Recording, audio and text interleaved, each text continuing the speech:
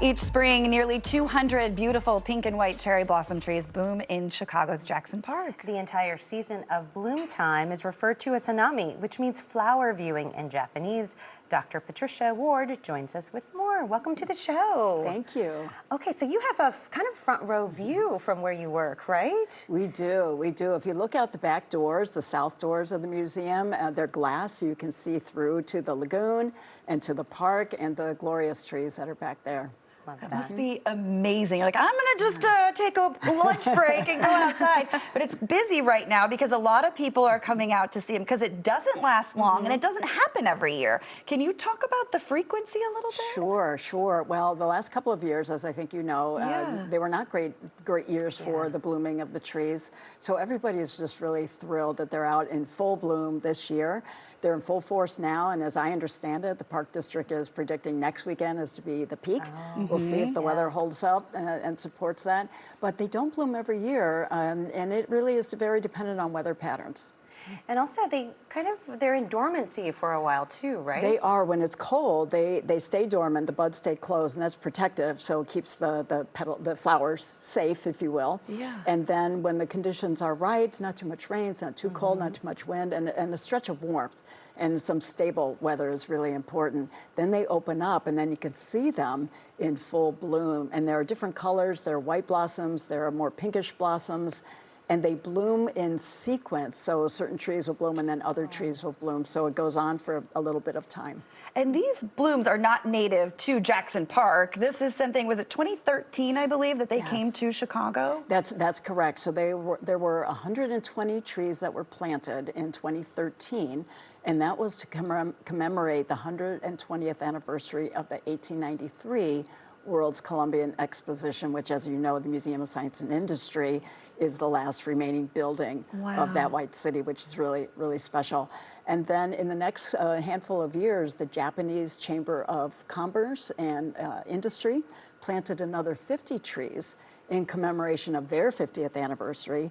And then the Park District planted more trees right around the south part of the museum's footprint and right by the lagoon, and more trees are to come. So there's a really, really nice array of trees in full bloom. So beautiful. And about how long total will it last? Like, how much time do people have left? Yeah, well, I think they probably don't have a lot of time. Okay. The Park District indicates about each tree would bloom maybe between 3 to 6 days or so. So it's roughly, within a week or two. And again, they predict that the peak is going to be next weekend, so I would definitely get out there if you can. And there's a little bit of history involved in this too with our Japanese sister city in Chicago, Osaka. Osaka, yeah. So I think it's really special. You mentioned the word for flower viewing. That's part of the Japanese language and Japanese culture. And so I think it just has this very nice kind of holistic and cultural significance, as well as just being a gorgeous part of nature. People really enjoy being out there. You can see it. They're relaxed. They're very in a community. It's special. The Griffin Museum of Science and Industries campus is so gorgeous, and then Jackson Park. And if you're going out there to see the trees, then you might as well come by and see an exhibit, right? You might as well come to the museum. And it just so happens that we have an exhibit that's pretty new. It's been open for just a month, called Steelmakers. And it's special too because it was based off a premise of engaging with certain partners in our community, in this case, steel workers, which, as you know, there was a big steel plant just south of the museum. And so the team worked with various local partners to gather their insights and expertise, and there are just some amazing things within that exhibit. There's the Olympic torch from the Paris Olympics. There's a structure, a beam structure from the first skyscraper in Chicago, the Home Insurance Building, and many other really, really interesting artifacts and stories. Also stories about women in the steelmaking business, in the steel mills.